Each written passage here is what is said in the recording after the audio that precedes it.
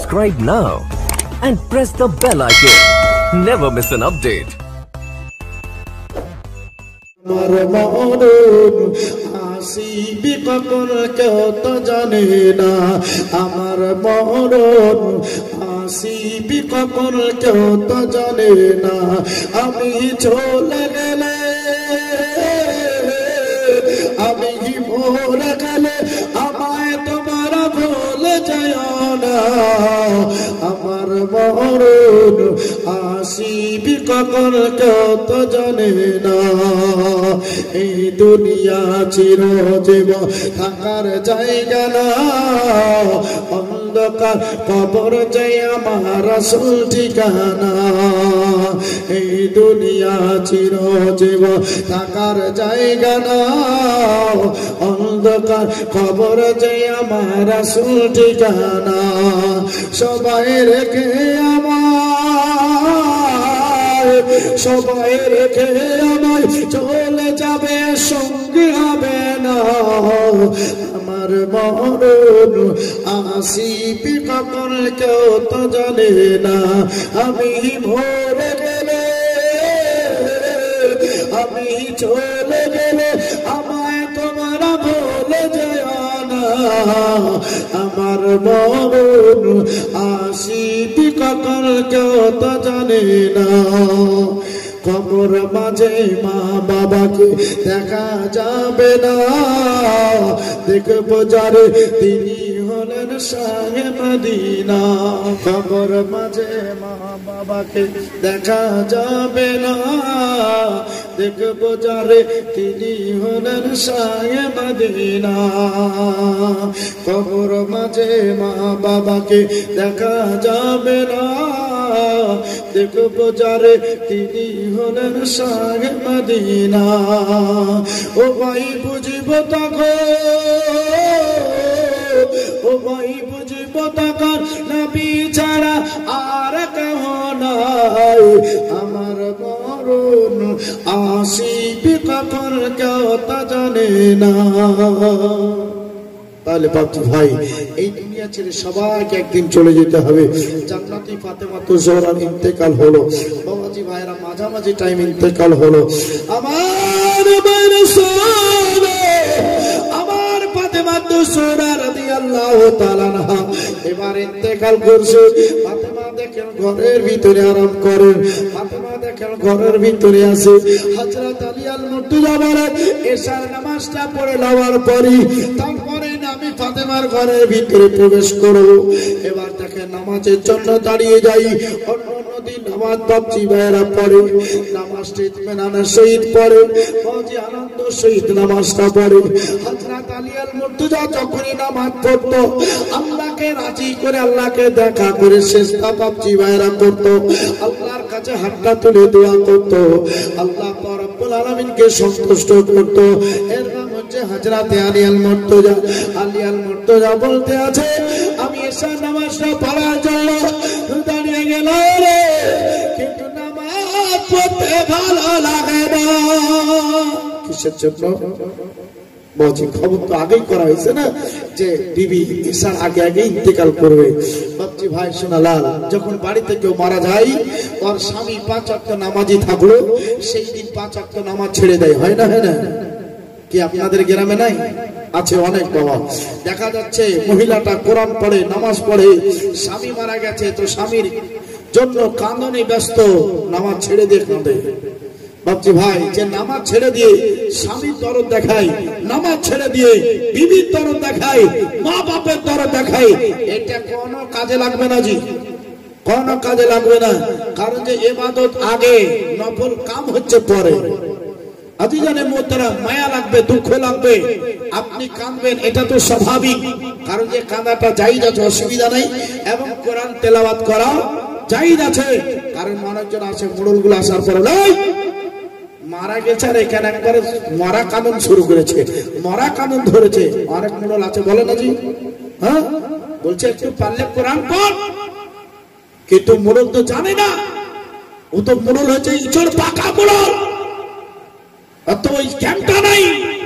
হাদিস কোরআন কি বলছে সেটা তো কোনো ফলোই করেন না। জি আজ জানে মোহতারাম, কারণ যে বলতে আছেন নবী আমার, কেউ যদি মারা যায় তাহলে তার নামটা বাদ হলো সেই ব্যক্তির পাশে বসে তুমি কাঁদো এবং কোরআন তেলাওয়াত করো। কাঁদান হচ্ছে দুই প্রকার, একটা কাঁদা যায়, একটা কানা হচ্ছে না যায়, একটা কোরআন তেলাওয়াত করা যায়, অপরটা হচ্ছে না যায়। সেটা আপনাকে একটু ফলো করতে হবে। অনেকজন বলছে যে মাইয়াতকে গোসল না করে কোরআন পড়াবে না, ভুল কথা। কারণ যে মারা গিয়েছে আর পার্শ্বে বসে তো কোরআন তেলাওয়াত হয় না, হয় জি? আর পার্শ্বে বসে পড়ানো হয় নাই। অত মাইয়া দেখেন আছে ও আপনার 10 হাত 20 হাত দূরে গিয়ে কোরআন তেলাওয়াত করছে, মাইয়াতের উদ্দেশ্যে তেলাওয়াত করছে, তার জন্য কোরআনে নেকি সেই মাইয়াতকে দেওয়া হবে। আর রুহুটা দাঁড়িয়ে আছে বলে কোরআন পুরোটা রুহু শুনতে আছে, আমরা বারবার আরজি করতে আছে। ও পাড়া প্রতিবেশী বন্ধুরা, একবার দেখো, একবার চেয়ে দেখো, নকল বডি নিয়ে তোমরা কাঁদাকাঁদি কাটার গড়াগড়ি করো।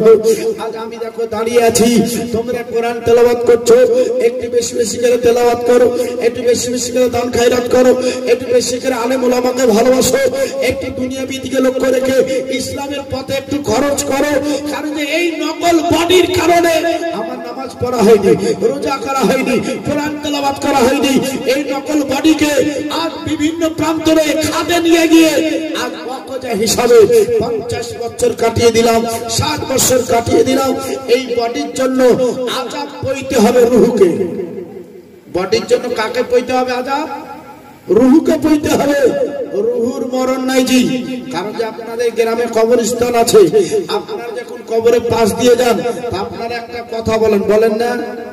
কি বলেন? কি বলেন? সালাম দেন, কবরবাসীকে সালাম দেন, আসসালামু আলাইকুম আহলাল কবর। ও ফারাজি হাঁটছে, তো ফারাজিরা কবরবাসীকে দেখে বলছে আসসালামু আলাইকুম আহলাল কবর। ও আহলে হাদিস হাঁটছে, দেওবন্দি হাঁটছে, খারাজি রাবজি হাঁটছে, এও বলছে কবরবাসীকে দেখে আসসালামু আলাইকুম আহলাল কবর। তোকে জিজ্ঞাসা করেন, তুই যে নবীকে মরা বলিস, তো তোর বাপ কি তোর কবরে জিন্দা আছে না তোর মা কবরে জিন্দা আছে? যে তুই এখানে বলছিস আসসালামু আলাইকুম আহলাল কবর, আর মানুষের সম্মুখে বলছিস যে নবী মার্কার মিট্টি মে মিল গয়া। আপনাকে জিজ্ঞাসা করেন তো বাপজি ভাইরা, ও আপনাকে উত্তর দিতে পারবে না আর সঠিক করে বুঝাতেও পারবে না। আপনি বুঝালেন এটাই নিয়ে আসুন। কারণ যে নবী মুস্তাফা তো জিন্দা, মিশকাত শরীফ থেকে প্রমাণ। নবী মুস্তাফা জিন্দা, তিরমিজি শরীফ থেকে প্রমাণ আছে। নবী মুস্তাফা জিন্দা। আপনি ফতোয়া রাসাবিয়া চলে যান, ফতোয়া রাসাবিয়া চলে যান, ফতোয়া স্বামীর মধ্যে চলে যান, দরুদ মুখতারে চলে যান, শিয়া সিত্তার সব হাদিসের দিকেই আপনারা ফলো করুন। বাবাজি ভাইরা, নবী মুস্তাফাকে জিন্দা পাবে। আমি হাদিস কয়েকটা আপনাদের শোনাইতে পারবো, কিন্তু সময়ের দিকে আমি লক্ষ্য রাখছি। বাপজি ভাই শোনা না, আমার নবী মুস্তাফা হচ্ছেন জিন্দা। বাবাজি ভাইরা, নবী তো জিন্দা আছেনই, কিন্তু আপনার কবরস্থানে আপনার মা বাপ যাকে আপনি দাফন করেছেন তারা কবরে জিন্দা আছে। তাই আপনি যখন কবরবাসীকে সালাম করেন তো কবরবাসী আপনাকে বলে ওয়ালাইকুম সালাম, জোরে বলুন। কারণ যে সালাম দেওয়া সুন্নাত আর জবাব ঘুরানো হচ্ছে ওয়াজিব। আর ওয়াজিবকে কেউ যদি ওয়াজিব বাদ দিয়ে দেয় তাহলে তাকে বড় গুনাহে লিপিবদ্ধ করা হবে। তো বোঝা গেল কবর আপনি চিন্তা মানুষ, কবরবাসীর জন্য শান্তির কামনা করলেন, তো কবরবাসী আপনাদের জন্য চিন্তা মানুষের শান্তি কামনা করলেন। আল্লাহ তাদেরকে দুনিয়াতে ভালো রাখো। আপনি বলছেন আল্লাহ তাদেরকে কবরে ভালো রাখো। একে অপরের জন্য দোয়া হয়। মা দুনিয়াতে যেই রকম দোয়া করলে খোদার দরবারে পৌঁছে যায়, ওই রকমই মা যদি কবর থেকে দোয়া করে তো খোদার দরবারে কবুল হয়। এবং কবরবাসীরা চেয়ে চেয়ে তাকাই যে ফুলপাড়ার আমার বেটা বেটিরা, আমার বন্ধু বান্ধবেরা যারা আছে, আমাকে কখন দেখা করতে আসছে। আপনার বিটির বিয়ে দিলে আপনি মাঝে মাঝে বিটির বাড়ি দেখতে যান না? যান না? যান না? ইহানা করছেন, আপনার বিটির বিয়ে দেননি? আপনার পিটি নাই নাকি? ও সবই বেটা হইলেও হইতে পারে। হ্যাঁ আজ জানা মোহতারাম, তো পিটির বিয়ে দিলে পারে যেমন বাপ মা ভাই বেড়াদার আছে, মাঝে মাঝে দেখা করতে যাই, তো কি দিয়ে যাব? যা পারে বাবাজি ক্ষমতায় সেটা নিয়ে কিন্তু দেখা করে আসে। আমার বাপজি ভাই ওকে যেমন দেখা করতে যাচ্ছ, ও দেখার লালচি হিসাবে আছে, হ্যাঁ আমার বাপ দুদিন হয়ে গেছে, আসলে আসতে পারে, আমার সাথে দেখা হবে, কত আমাকে ভালো লাগবে।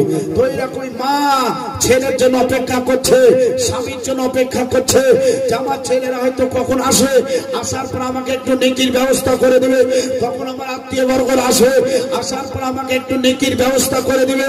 এরা নেকির জন্য লালচিত থাকে আপন কবরে, কারণ যে নিজে নেকি করার ক্ষমতা নাই। কাজী সাইড থেকে যারা নেকির ব্যবস্থা করে, সেই নেকিগুলো তাদের কবরে ফেরেশতা মারফত পৌঁছে দেওয়া হয়।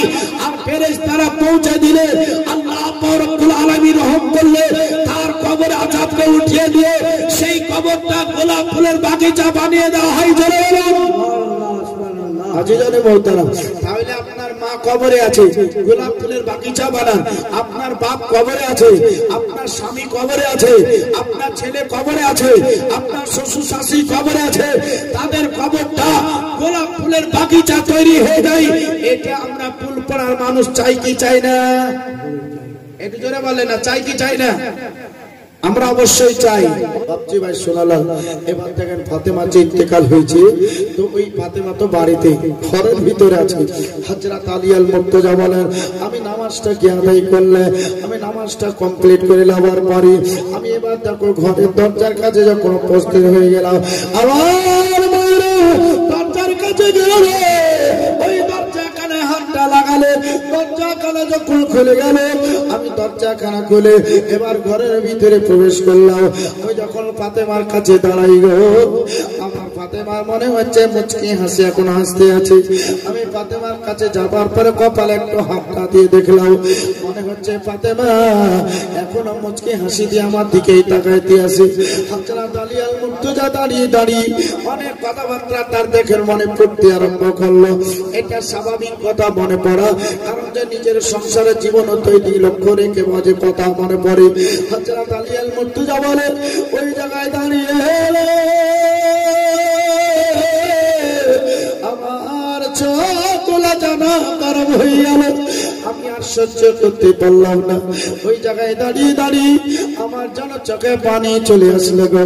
আমি আলী আল মুর্তজা আস্তে আস্তে পিপ করে যেন কাঁদতে আরম্ভ করলাম। আমার কাঁদে আমার বড় বেটি যার নাম হচ্ছে জাইনাব, সে আপনার দেখেন চেতন পেয়ে গেল, আপনার দৌড়ে এসে ঘরের ভিতরে ঢুকে যাওয়ার পরই দেখতে পাচ্ছেন আব্বা সেই জায়গায় দাঁড়িয়ে দাঁড়িয়ে কাঁদছে গো। কিসের জন্য আপনি কাঁদেন? বলছেন বেটিরা, আর কাকে তোমরা মা বলে ডাকবে? তোমার মা দুনিয়াতে বেঁচে নাই। ওই জায়গায় যাই না, আপন মায়ের চেহারা কানেকবার দেখি, মায়ের পাতখানা ধরে নিয়ে নিজের মাথা খানাকে ডেকিয়ে দিয়ে ওই জায়গায় দেখেন চোখের পানি জড়ায় কাঁদছে গো। ওদের কাঁদনে আর দেখেন ছোট্ট ছোট্ট বাচ্চা দুটাই বাচ্চার হুসাইন চেতন পেয়ে গেল। এর আপনার দেখেন বাজিরা বিচারটা ছেড়ে দিয়ে এর আপনার ঘরের দিকে আসার পরে দেখছেন আব্বা কাঁদে গো। ওই জায়গায় বড় কাঁদে, ছোট্ট ছেলের আব্বুর হাতটি ধরে বলছেন, আব্বু গো আপনারা কেন এখানে কাঁদতে আছেন? হযরত আলী আল মুর্তজা বাচ্চা দুটোকে নিজের সিনাতে এভাবে লাগিয়ে নিয়ে তাদের বাহুটা করা দিয়ে উপরে চাপিয়ে দিয়ে বলছেন, বেটারা মায়ের চেহারাটা দর্শন করো, মাকে তোমরা শেষবারের মতন দেখে নাও। মা আর দুনিয়াতে নাই রে, মা বলে ডাকলার মাকে পাবে না, মা তোমাদের কাছ থেকে বিদায় নিয়ে চলে গেছে। ওই জায়গায় রাতি মা মায়ের সিনা দে মাথা কানা লাগিয়ে নিয়ে তারা চোখের পানি জড়াই জড়াই কাঁদতেছে। তাদের দেখেন চোখে পানি জড়ে। ওই ছোট্ট বেটিটা 2 বছর কাল উঠে গিয়ে এক আপনার দেখেন ঘরে নিয়ে আসা হলো, মায়ের সিনার উপরে রেখে দিয়ে ওই বাচ্চাটা দুধ খাবার জন্য কাঁদতেছিল। হযরত আলী আল মুর্তজা বলতেছেন, কাঁদতে দাও বেটিরা, তাকে আজকে কাঁদতে দাও, এরপরে আর মায়ের বুকখানা পাবে না, মায়ের বুকখানা চেনা কানার পাবে না, মায়ের ছাতি কানার পাবে না রে। আজকে হযরত আলী আল মুর্তজা বলতে আছে কাঁদতে দাও। এইভাবে দেখেন সবাই সেই জায়গায় কাঁদলো। আমার এত কাঁদা কাঁদলো, ওই জায়গায় কাঁদার তারপরে আলিয়াল মুর্তজা তিনি বলে আমি এবার ফাতেমাকে সবকিছু রেডি করে নিয়ে এবার দেখেন ওটার উপরে হাউজখানা চাপিয়ে দিয়ে আমি এবার তাকে সঙ্গে করে নিয়ে চলে যাবো গো। ওই রাত্রিকাল আমি কাউকে কিছুই কিন্তু বলে নাই। এবার দেখেন হযরত ইমাম হাসান যাই ছোট্ট বেটি জাইনাবকে সঙ্গে করে নিয়ে অন্ধকার করে দেখেন রাস্তাতে চলতে আরম্ভ করলেন। আগে দেখি ওই জায়গাতে কয়েকজন সাহাবীরা দাঁড়িয়ে আছে, কারণ যে ফাতেমার লাশটা আসলে এখানে জানাজা করতে হবে। এর আপনার জান্নাতুল বাকিয়ার কাছে দাঁড়িয়ে আছে গো। ওই জায়গাতে দেখেন বাজে যাওয়ার পর মোটটা যখন বসে গেল, বসে যাওয়ার পর ওই জায়গাতে জাফর তাহেরকে দিয়ে কবর তৈরি করতে আরম্ভ করলে ওখানে একটা কবর গাড়ি তৈরি করা হলো। কবর তৈরি করে এবার দেখেন মা ফাতেমার জানাজার জন্য দাঁড়িয়ে গেছে। ও আলিও তুমি জানাজা খানা পড়িয়ে দাও, কারণ যে তোমার বিবি, অতএব তোমার হক আছে, তোমাকে জানাজা করতে হবে। আলিয়াল মুর্তজা বলতেছেন না, আমার নবী মুস্তাফার কথা সেটাই পালন করব, কারণ যে আগে ইমামের হচ্ছে হক, কারণ যে আপনি হচ্ছেন আমাদের মসজিদে নববীর ইমাম, আপনাকে নবী মুস্তাফা দায়িত্ব দিয়ে গেছে, নবী মুস্তাফা আপনাকে গদিতে বসিয়ে গেছে, অতএব আপনি জানাজা খানা করিয়ে দেন। ওই জায়গাতে ইখতিলাফ করেছে, কোন কথা নাই। ওই জায়গাতে দেখেন জানাজা 100 জনকে নিয়ে হয়ে গেল। হাতটা তুলে দোয়া করে সেই রাতে সমাপ্ত করে দিয়ে এবার দেখেন কবরের ভিতরে নামিয়ে দেওয়া হবে। বাবা যে ফাতেমাকে কবরে কতজন নামিয়েছে বলবো? আমার মায়ের জান্নাতি ফাতেমা তো রাদিয়াল্লাহু তাআলা আনহা কবরে নামার জন্য 3 জন ব্যক্তি কবরে নেমেছিলেন। ওই 3 জন ব্যক্তির নাম কি এবং কে কোথায় কোন দিকে ছিল এবার আপনারা একটু ফলো করুন, ভুলবেন না। সামনে বা যদি কেউ জিজ্ঞাসা করে একবারে চট করে যাতে আপনারা বলে দিতে পারেন, ঠিক কিনা? একবার ভালো করে বলে দিচ্ছি, মনে রাখবেন। কবর লম্বা চওড়া হয়, হয় না? লম্বা চওড়া হয়, মানুষ যেমন তেমন কবর হয়। বাবাজি ভাই, হযরত আলিয়াল মুর্তজার সঙ্গে কটা বেটা গিয়েছিল? 2টো বেটা, একটা হচ্ছে 8 বছর আর একটা হচ্ছে 7 বছর। এটা ফাতেমার কথা ছিল, কথা মোতাবেক শুধু নয়, এটা আপনাদেরকে পালন করতে হবে। যদি আপনাদের ওরকম থাকে, এইটা শোনার পরে আপনারাও ওরকম করবেন, তাহলে কিন্তু সুন্নাতটা পালন হবে, নচেত কিন্তু পালন হবে না। হযরত আলিয়াল মুর্তজা বলেন, আমি কবরের মাঝে আমার বড় ছেলে হাসান ইয়েছে কবরের মাথায়, আর আমার ছোট্ট ছেলে ইমামে হুসাইন ইয়েছে পায়ের দিকে। বলুন সুবহানাল্লাহ। 3 জন ব্যক্তি কবরে। লাশ এইভাবে ধরলেন, ধরার পর আস্তে করে কবরে নামিয়ে দিলেন। নামিয়ে দেওয়ার পরে বাচ্চা দুটোকে উঠিয়ে দেওয়া হলো। হযরত আলী নিজের হাতে সাজিয়ে সাজিয়ে কোনা দিয়ে উঠে গেলেন। মাটি দিচ্ছেন, আপনারা মাটি দেন না? জি, খবরে মাটি দেন না? কচল করে মাটি দেন 3 চোর। বলছি 3 বার দেওয়াটা হচ্ছে মুস্তাহাব, ভালো। অজয় জানো মহতারা। আর খুব যদি অসংখ্য লোক হয়, মানে এত ভারী লোক, খুব চাপ, যদি 3 চোর করে দিতে যত সময় অনেকটা বেশি লেগে যাবে। তার জন্য তুমি একবারই শরীক হয়ে সেখান থেকে সরে যেতে পারো।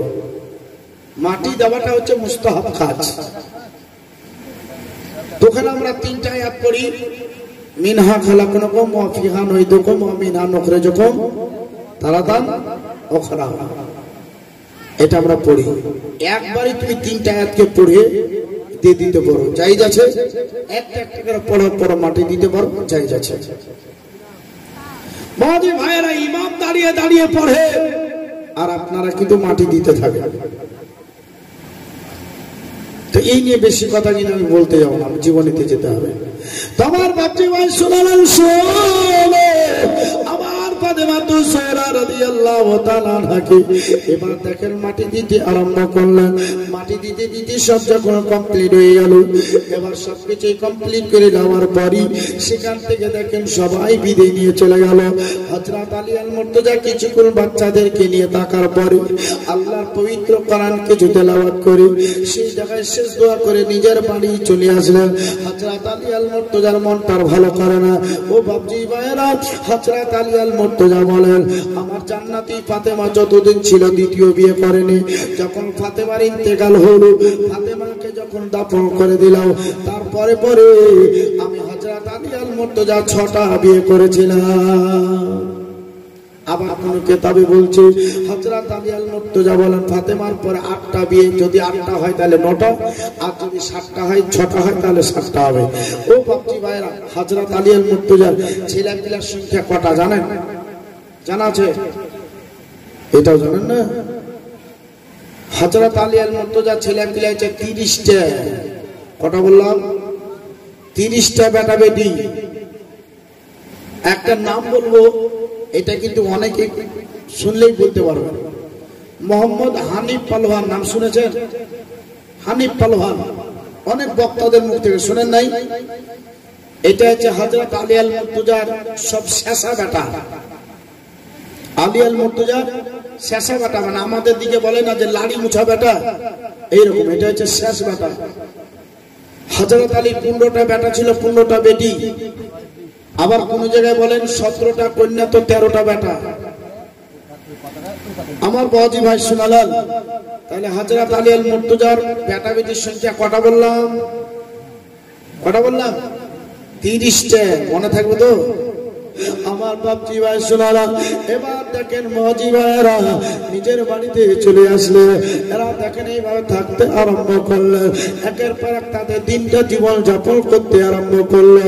আমার ভাইরা এই জীবনটা তাদের আস্তে আস্তে অতিবাহিত হতে আরম্ভ করলো। এবার তারা বড় হয়, দেখেন বাবা বিয়ের সাথে সবকিছুই কিন্তু হয়ে যায়। লক্ষ্য রাখো, একটু তাড়াতাড়ি আগিয়ে দিই, কারণ আজকে কারবালার মাঠে ঢুকতেই হবে। বাপজি ভাইয়ের আমার, কারবালাতে আমাদের পৌঁছে যেতে হবে। কারবালা না গেলে কিন্তু একটু অসুবিধায় পড়ে যাবো।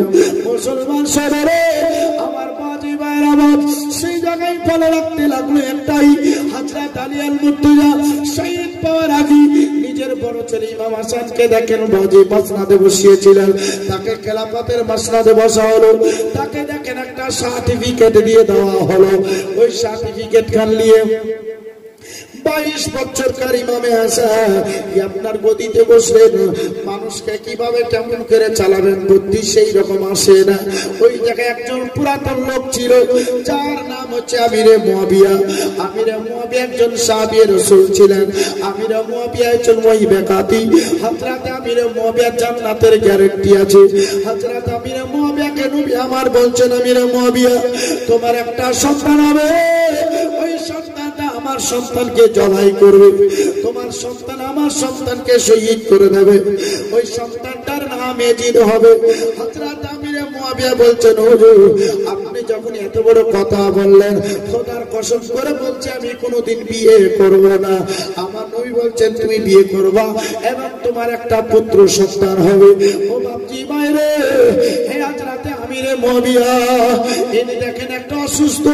আমিরে মুয়াবিয়ার যেখানে যাই ডাক্তারের একটাই পরামর্শ, দুনিয়াবি কোন ওষুধে তোমার অসুখ ভালো হবে না, তুমি বিয়ে করলে তোমার অসুখ ভালো হয়ে যাবে। আমিরে মুয়াবিয়া চিন্তায় চিন্তিত, কারণ যে যদি একটা দুর্বল মেয়ে ছেলে হয়, আপনার বাপজি রে 43 বছর পরই ওই মেয়েটার সন্তান দিতে পারবে না।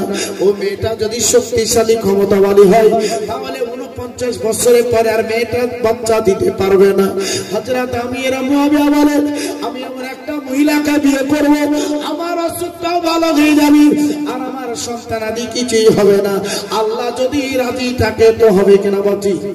আল্লাহ রাজি থাকলে তো হবে। হযরত আমিরে মুয়াবিয়া তিনি বলেন, আমি একটা 80 বছরকার একটা বুড়ি মেয়ে ছেলেকে বিয়ে করলাম। বিয়ে করার পরে আমার অসুখটা ভালো করার জন্য আমরা সেইভাবে লিপ্ত ছিলাম। আল্লাহ রাজি ছিলেন। ওই 80 বছরকার বৃদ্ধাকে গর্ভবতী অবস্থা বাপজি ভাইরা পুত্র সন্তান হলো। আমিরে মুয়াবিয়া বলেন নবী আমার যখন বলেছেন তোর নামে জিদি থাকলো, বাপজিও বড় হয়, এইদিকে তারাও বড় হয়েছে। আর নামে হাসান বলে আমিরে মুয়াবিয়াকে ডাকার পরে হুজুর গো, এই গদিটা আমি সঠিকভাবে পরিচালনা করতে পারি না, তাই আপনাকে ডাকতে আছি, আপনাকে খবর দিতে আছি। আপনি যদি আমার মাসনাদের দায়িত্ব নিতেন তাহলে একটু ভালো হতো। আপনাকে দায়িত্ব দিচ্ছি, দায়িত্বটা আপনি একটু গ্রহণ করো। হযরত আমিরে মুয়াবিয়া বলছেন কি করতে হবে আমায় বলো। বলতে আছে আমি 3টা শর্তের উপর আপনাকে মাসনাদে বসিয়ে দেব, আপনাকে গদিতে বসিয়ে দেব। আমার হযরত ইমাম হাসান রাদিয়াল্লাহু তাআলা আনহু তিনি বলতে আছে আমি দেখো এবার ওই জায়গায় লোকের ডাকার পরে শর্তটা দিতে লাগলাম, বছর বছর তোমাকে 1 লাখ টাকা করে দিতে হবে। আমিরে মুয়াবিয়া বলেন আমি মেনে নিলাম।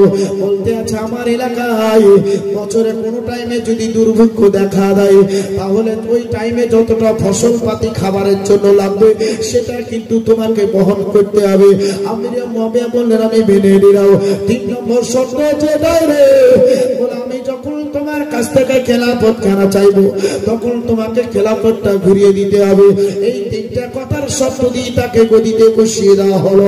এইভাবে দেখেন চলতে আরম্ভ করলেন। আমিরে মুয়াবিয়া বলে আমার ছেলেটা বড় জি, আপনার ছেলেদের সম্মুখে বলতে আরম্ভ করলো আমার বাবা এখন পীর হয়েছে, আমার বাবার পর আমি এখন পীর হব কিনা বল বল। বলছে আমার বাপ পীর তখন আমিও পীর হয়ে যাব। বাপ যখন গদি থেকে আসে ওই টাইমে বলতে আছে বাবা গো আপনি আমাকে পীরত্ব কবে দিবেন, কখন দিচ্ছেন তাড়াতাড়ি দেন। আপনি পীরত্ব আমাকে না দিয়ে আপনি চলে যেতে পারেন না, আপনি পীরত্ব ঘুরিয়ে দিতে পারেন না, এটা ঘোরা কোনো মতেই সম্ভব নয়। কারণ যে আপনি পীর হয়েছেন এবার আমি পীর হয়ে যাব, আমি এলাকার মানুষকে যেমন করে চালাবো তেমন করে তাদের চলতে হবে। আপনার মুয়াবিয়া বলেন বেটা না খবরদার এইরকম কথা তুই বলিও না। ও বাচ্চুরে সব কথা ছেড়ে দিয়ে আমরা ওই দিকেই কিন্তু চলতে আরম্ভ করে। হযরত ইমাম হাসান কি যখন বদিন একটা তর্ক বিতর্ক চলতে আরম্ভ করলো, এই যে দেখেন কিছু লোকের পরামর্শ নিয়ে হযরত ইমাম হাসানকে মারার চক্রান্ত করে দিল। হযরত ইমাম হাসানের 4টা বিবি ছিল। হযরত ইমাম হাসান টোটাল 110টা বিয়ে করেছিল। ও বাপজি কেমন করে বউগুলা ছিল এখন আর বলার সময় নাই। লক্ষ্য রাখি 4টা বউ, একটা বউ ছিলেন বাপজি কোপা শহরের, ওই শহরের এজিদের খালাইতো বোন ছিল, যার নাম হচ্ছে বিবি জায়দা। বিবি জায়দা ইমাম হাসানকে বিষ কখনো পান করার নাই। ওই বাড়িতে একটা মেয়ে ছেলের যাতায়াত বেশি ছিল, যার নাম হচ্ছে মাইমুনা। এই মাইমুনা ছিল এজিদের খালাইতো খালা ছিল। আমার জীবার আমার এই দেখেন বাজিবারা হযরত ইমাম হাসানকে মারার চক্রান্ত। তাই দেখেন বাপজি তাকে 4 বার বিষ দেওয়া হবে। বিষাদ সিন্ধু পড়ে যদি জীবনী করেন তো ভুল হবে। বিষাদ সিন্ধু যারা পড়ে আমি তাদেরকে বলবো বিষাদ সিন্ধু পড়া চলবে না। ওই কিতাবটা থাকলে পরে কিতাব বাড়ি থেকে বাহির করে দেন, নাহলে আপনার ঈমানটা ধ্বংস হয়ে যাবে। ও বাপজি ভাইরা এবার দেখেন হযরত ইমাম হাসান রাদিয়াল্লাহু তাআলা আনহুকে মারার চক্রান্তে প্রথম বিষটা দেখেন কিভাবে বহন করে। বাবাজি মাইমুনাকে ডাকার পরে বলতে আছে খালা রে তোর তো টাকা পয়সা দরকার। বলে হ্যাঁ। বলে তোকে যদি একখান বাড়ি বানিয়ে দিই তুই খুশি হবে কিনা, তোকে যদি টাকা পয়সা দিই তো খুশি হবে কিনা, তোকে যদি আমি পানির ব্যবস্থা করে দিই খুশি হবে কিনা, তোর যদি ভালো ভালো কাপড়ের ব্যবস্থা করে দিই খুশি হবে কিনা। বলছে বেটা কিসের জন্য তুমি খুশি হবা আমি এখনো বুঝতে পারি না। বলছে খালা রে একটা কাজ তোকে দিয়ে করাবো, কারণ যে বিবি যায় তার বাড়ি তুই যাতায়াত করিস, তোকে কোনো ব্যক্তিরা সন্দেহ করে না। আমি তোর হাত দিয়ে আমি বিষের ব্যবস্থা করব, আর আমার খালাই তো বোন জায়দার বদনাম হবে। বলছে জায়দাই হয়তো বিষ পান করিয়া মেরেছে। বাজি আর এখানে একটা কথা আছে রে, এজিদ বলেছিল ও জায়দা তুমি আমার খালাই তো বোন, তুমি আমার ফুবাই তো বোন, আমি তোমাকে একটা কথা বলি, তোমার স্বামী হচ্ছে গরিব দুঃখিনী, তোমাকে একবার খাবার দেয় খাবার দিতে পারে না, একখান কাপড় চাইলে তোমায় কাপড় দিতে পারে না। বিবি জায়দা রে তুই যদি তাকে তালাক দিয়া তুই আমাকে বিয়ে করে নিস, তোকে সুন্দর সুন্দর অট্টালিকা বানাই দেব, তোকে হাতিতে চাপাইবো, তোকে আরো অনেক কিছু দেবো, কিন্তু দেখেন মায়েদের বাবাজি ভাইরা, আজকে সে দিকে একটু ভালো রাখো। স্বামী যেমনই হোক না কেন, ওই স্বামীর পায়ের তলে তাদের জান্নাত। ওই স্বামীকে কখনো অবহেলা করে না। ওই স্বামী হচ্ছে তার জীবনের সবকিছুই। ওর স্বামীকে নিজের বুকে আঁকড়ে নিয়ে বাঁচতে চাই বাবজি ভাইরা। অপরের দিকে কখনো কোনো মহিলা লোভ করে না। বাবাজি যখন এই কথাটা বলা চায়দার এত রাগ চলে আসলো, সহ্য করতে পারলো না, সঙ্গে সঙ্গে একটা টেনে এজিদের গালে চড় মেরে দিল। বলছেন খবরদার তুই এই কথাটা বলবি না, এটার একটা বদলার চক্রান্ত ছিল বাবজি ভাইরা। তাই মাইমুনাকে দিয়ে প্রথম দেখেন 20 কানা আজ ইমাম হাসানের বাড়ি পাঠিয়ে দেওয়া হলো। হযরত ইমাম হাসান বলেন, আমি যখন বিসমিল্লাহির রহমানির রহিম বলে খাবার খাই, খাবার করে বলতে আছেন বিবি রে, খোদার কসম করে বলতে আছি আজকে কিন্তু আমি খাবারের সঙ্গে বিষ পান করেছি। ও বিবি, নিজের মানুষ থেকে তুমি একটু সাবধান হয়ে যাও। ছেড়ে বলো। ইমাম হাসান বলতে পারতেন, ইমাম হাসান বললেন যে নিজের মানুষ থেকে সাবধান হয়ে যাও। কিছু এখনো বোঝা গেল না। দু একদিন পরে মাইমুনার কাছে খবর নিচ্ছে, এ খালা কিছু কি খবর বুঝতে পারলি? তোমার বিষয়ে কোনো কামই হয় বলছে আজকে তুই যা দিয়ে। মাইমুনার কাম ছিল, হাতের রান্না খুব ভালো পারত, এত সুস্বাদু টেস্ট বানাইতে পারত, যেই ছেলেরা খেত তার হাতের জাদুতে পাগল হয়ে যেত। আর আমাদের এলাকার ছেলেরা পাগল হয় শুধু বিয়ে করার জন্য, ওরা পাগল হয়ে যেত। মুসলমান যাওয়ার পরে নিজের হাতে রান্না করে দিতেন, আর চাহিদা ওগুলা আপন স্বামীকে দিতেন। এইভাবে দেখেন আর একবার খাওয়ালেন, একটু কষ্ট হলো, বেঁচে গেলেন। 3 বারের বেলায় বিষ যখন আসলো, ভাবছে ভাই ভিতরটা আর কার কার করছে, ভালো করে বলছে বেবি আর দেরি করে না, তাড়াতাড়ি আমার ভাই ইমাম হোসেনকে খবর দাও। আমার মানুষের হযরত ইমাম হোসেনকে খবর করে দাও। হযরত ইমাম হোসেন তাড়াতাড়ি ছুটি চলে আসলো। আসার পরে দেখেন বাবজি বড় ভাইকে সিনাই লাগিয়ে নিয়ে বলতে আছেন, ভাই এইরকম কে কাজ করলো আপনার, বলুন তাড়াতাড়ি বলুন, আমি যদি জানতে পারি তাকে একবারে টুকরো টুকরো করে পশু পাখিকে খাইয়ে দেবো, তাকে দুনিয়াতে আর বাঁচতে দেবো না। এত সুন্দর ভাইকে আমার কে এতটা কষ্ট দেয়, তাড়াতাড়ি বলুন। এইরকম বললে পারো। দেখেন বাবা সেখানে কিন্তু ইমাম হাসান কিছুই বলেন না, বলছেন ভাই রে আমার কষ্ট হতে আছে, নবীর দরবারে চলে গেলে ভালো হয়ে যাবো, তাড়াতাড়ি চলো। হযরত ইমাম হুসাইন বলে, আমি নবী মুস্তাফার দরবারে নিয়ে গিয়ে একবারে যাওয়ার পরে আমি মাজারে রেখে দিলাম, আমি রওজা আতারে রেখে দিয়ে আমি নানাজি সোনার জালি ধরে বাজি চেয়ে ডেকে ডেকে অনেক কথাবার্তা বলতে আছি। আমার আল্লাহ আমার নবী মুস্তাফার শিলায় সেই বস্ত্রটাকে ভালো করে দিলেন। বাপজি ভাইরা এখনো যাতে কোনো খবর যখন মিলল না, সব চাইতে একটা ইম্পর্টেন্ট কড়া বিষ দিয়ে দেওয়া হচ্ছে, একবারে কাঁচ বিষ দিয়ে দেওয়া হচ্ছে। আর কাঁচের গুঁড়ো যদি আপনার চামড়ায় লেগে যায়, এটা ওয়াশ করে কিন্তু আর বের করা যায় না, কাঁচ বাহির করা যায় না। কাঁচ হিরোর জন্য জহা খুব কঠিন মারাত্মক বিষ, এটা শেষ পাঠিয়ে দেওয়া হচ্ছে। সেই দিন ইমাম হাসান ইসলামটা প্রচার করে একবারে এলে গিয়েছেন, পায়ে হেঁটে হেঁটে এলে গিয়েছেন বাবা। তো খাটনি, চলাচলের একটা খাটনি, ক্লান্ত মানুষ অটোমেটিক বিছানায় ষাট হয়ে গেলে ঘুম চলে আসে, আসে না? ঘুম চলে আসে। তো বাবজি ভাই ইমাম হাসান বলছেন, আমার বিবি জায়েদা কাছে সেই দিন পালি ছিল, আমি চলে গেলাম, বিবি জায়েদা আজকে আমার বিছানা রেডি করে দাও, আমি একটু আরাম করব, তারপরে কিছু তোমাকে বলবো। তো হচ্ছে স্বামী গো একটু আপনার জন্য খাবার করেছি, খাবারটা খেয়ে দিয়ে আরাম করলে বেশি ভালো হতো, কারণ যে ঘুমান্ত মানুষকে জাগাতে গেলে গুনাহ আছে। ইমাম হাসান বলছেন সেটাও বলার কথা, তাহলে ঠিক আছে দাও, এক মুঠ খাবার খেয়ে দে। বাবজি ভাইয়ের একটু ষাট হয়ে বিছানায় ষাট হয়ে গেলেন, তো চোখটা বন্ধ হয়ে গেলে ঘুমও চলে আসবে।